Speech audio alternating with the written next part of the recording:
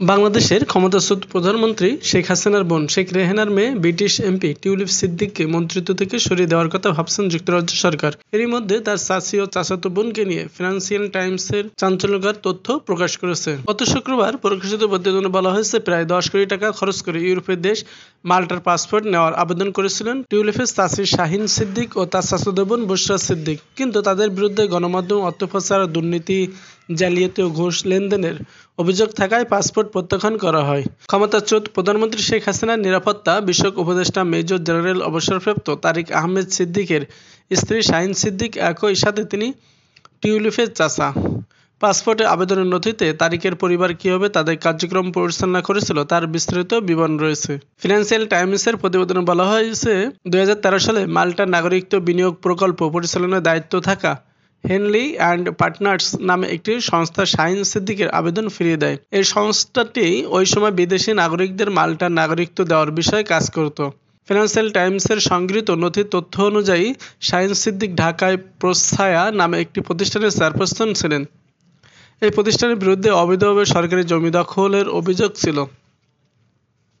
এতে আরও বলা হয়, শাহিন সিদ্দিক 2015 সালেও মাল্টার নাগরিকত্বের জন্য আবেদন করেছিলেন। দ্বিতীয়বার তিনি তার মেয়ে বুশরা সিদ্দিকের জন্য আবেদন করেন। বুশরা সিদ্দিক টিউলিপ সিদ্দিকের আপন চাচাতো বোন। দ্বিতীয়বার আবেদনে তাকে ইংল্যান্ডের নাগরিক হিসেবে উল্লেখ করা হয়। তিনি লন্ডন স্টুডেন্ট ভিসায় পড়াশোনা করেছিলেন।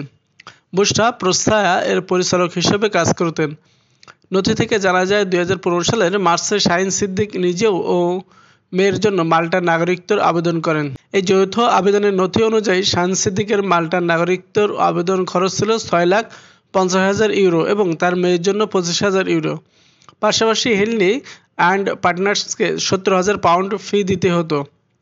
যাচাই বাছাই শেষে ওই বছরের শেষের দিকে শাহিন সিদ্দিকের দ্বিতীয় আবেদনও বাতিল করা হয়েছে। মাল্টা সরকারের একটি গেজেটে নিশ্চিত করা হয়, শাহিন সিদ্দিক ও তার মেয়ে বুশরা কেউ নাগরিকত্ব পাননি।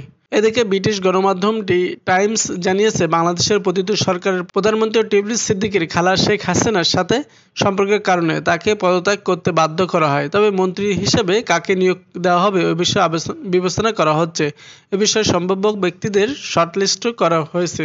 কর্মকর্তারা জানান, যদিও টিউলিপ নিজেকে নির্দোষ দাবি করে প্রধানমন্ত্রীর নীতি শাস্ত্র পর্যবেক্ষণকারী সংস্থার কাছে তদন্তের আহ্বান জানিয়েছেন, তবু যুক্তরাজ্যের ক্ষমতাসীনরা তাকে নিয়ে বিব্রত। সেজন্য ডাইনিং স্ট্রিট টিউলিপ সিদ্দিকের বিকল্প খুঁজছে। অবশ্য বাংলাদেশে আর্থিক দুর্নীতির মামলা তদন্ত যুক্তরাজ্যের অর্থ নগর বিষয়ক এই মন্ত্রীর উপর পদত্যাগের চাপ বাড়লে অতীতে তার পাশে দাঁড়িয়েছিলেন দেশটির প্রধানমন্ত্রী কেয়ার স্টারমার। তিনি টিউলিপের উপর পূর্ণ আস্থা রাখেন বলেও ঘোষণা দিয়েছেন।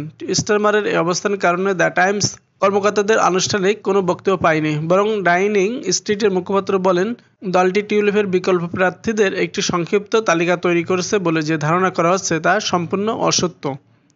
তবে টাইমসকে বলা হয়েছে, প্রধানমন্ত্রী ঘনিষ্ঠদের মধ্যে কেউ কেউ অন্তত আনুষ্ঠানিকতা কে টিউলিপ উত্তরসূরি হতে পারেন তা বিবেচনা করছেন। স্টারমারের পক্ষাবলম্বনে নিয়েও যুক্তরাজ্যের রাজনীতি সরগরম। এর পিছনে কারণ খুঁজে বের করেছে ব্রিটিশ সংবাদমাধ্যম দ্য টেলিগ্রাফ।